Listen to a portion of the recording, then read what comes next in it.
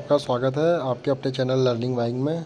तो आज हम यूटेट के जो पेपर हुआ था पेपर 1 की मैथमेटिक्स के क्वेश्चंस देखेंगे और सॉल्व करेंगे कि इनके आंसर होने की संभावनाएं क्या हैं और हो सकता है कि ऑफिशियल आंसर की आने के बाद 1 या 2 मार्क्स अप डाउन हो सके या +1 या -1।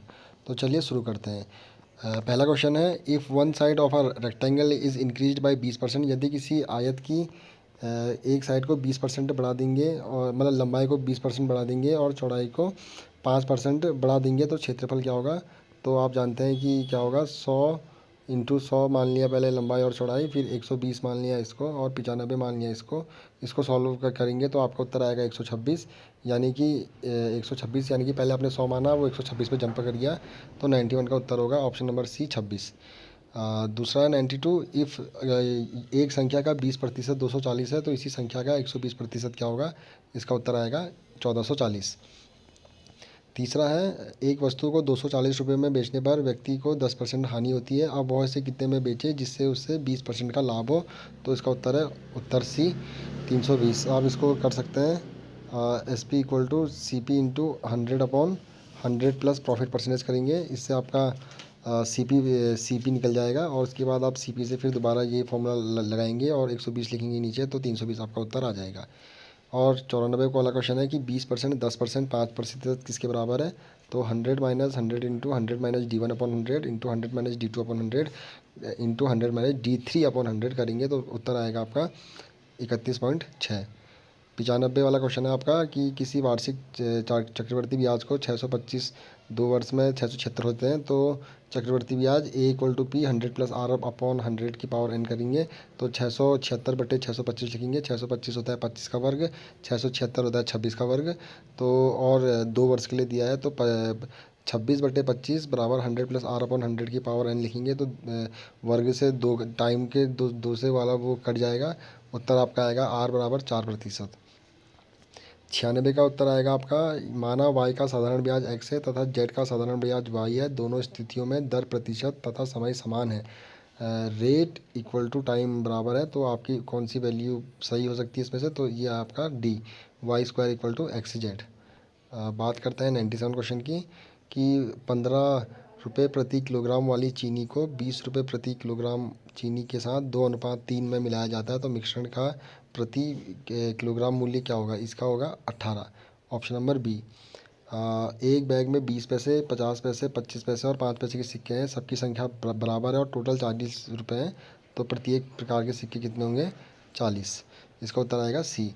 जैसे कि 50 पैसे के 2 सिक्के होंगे, 25 पैसे के 4 सिक्के होंगे, 20 पैसे के 5 सिक्के होंगे और 5 पैसे के 20 सिक्के होंगे। टोटल इन सबको मैंने रुपये में कन्वर्ट कर दिया, बराबर 40 करा, तो x का मान आ जाएगा आपका 40। 99 क्वेश्चन है, यदि x संख्याओं का औसत y है और y संख्याओं का औसत x है तो ये हो जाएगा 2xy/x + y, option number C. 100वां है, 1 से लेकर 99 के बीच 13 से विभाजित होने वाली पूर्णांक संख्या कितनी है। तो ये आएगा आपका 104, ऑप्शन नंबर डी। 101 का है, ए किसी काम को 15 दिन में, बी उसी काम को 10 दिन में, तो दोनों मिलकर तो 1/10 + 1/15 करेंगे, तो 10 और 15 का लॉसो आ गया 30, 15 दूना 2 प्लस ये तो आपका आ गया 6 दिन। आपका ऑप्शन नंबर सी। 107 वाला प्रश्न देखेंगे, which is the following is not the central tendency. Measure की मीन होता है, मीडियन होता है, मोड होता है, रेंज नहीं होता, तो रेंज ए उत्तर आपका सही है। अगला क्या आएगा, 2, 6, 12, 20। 2 और 6 में आप देखेंगे 4 का है, 6 और 12 में 6 का है, 12 और 10 में 8 का है, अब आएगा 10 का, तो उत्तर आएगा आपका सी 30 का।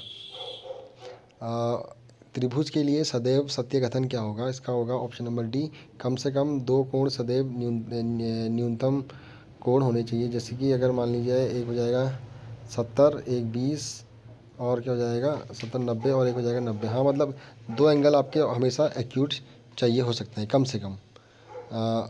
और 110वां है, समांतर चतुर्भुज का एक कोण अपने सबसे नज़दीकी कोण का 2/3 है, तो समांतर चतुर्भुज का न्यूनतम मिनिमम एंगल जो होगा वो आएगा इसका 72।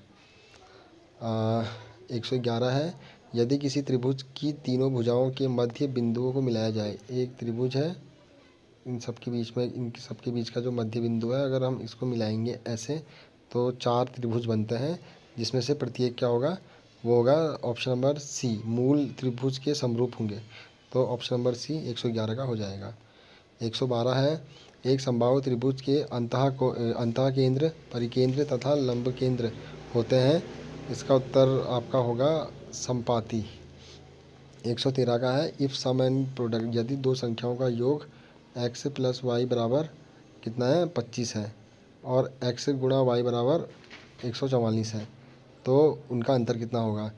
आप देख सकते हैं 16 और 9 हो जाएगा, 16 और 9 जोड़ के 25 आ जाएगा, 16 9 में 144 आएगा। तो ये बोल रहा है कि उन दोनों के अंतर 16 माइनस 9 कितना होगा। उत्तर ऑप्शन नंबर बी 7।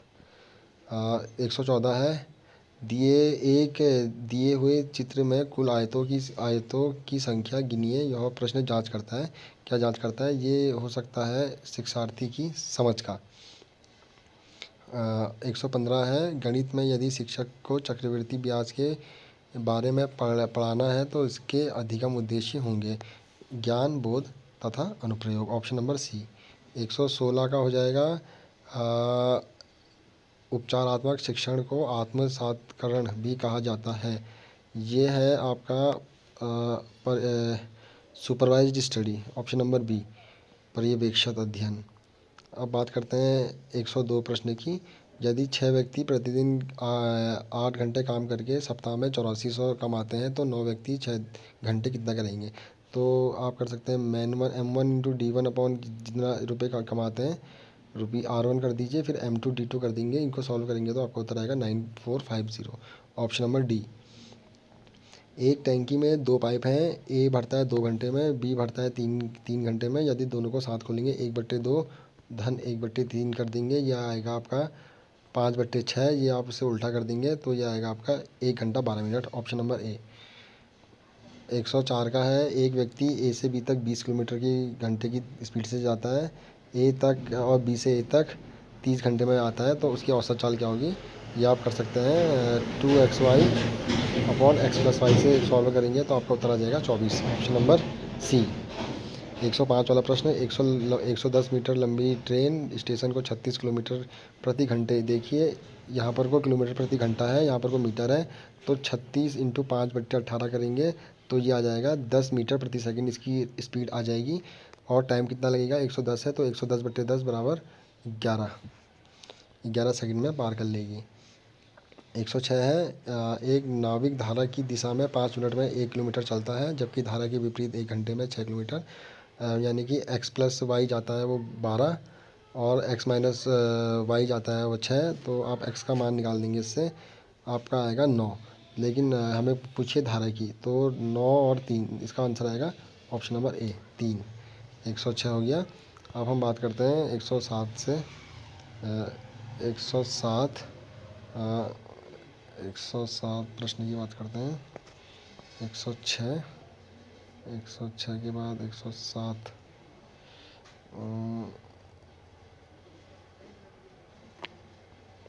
107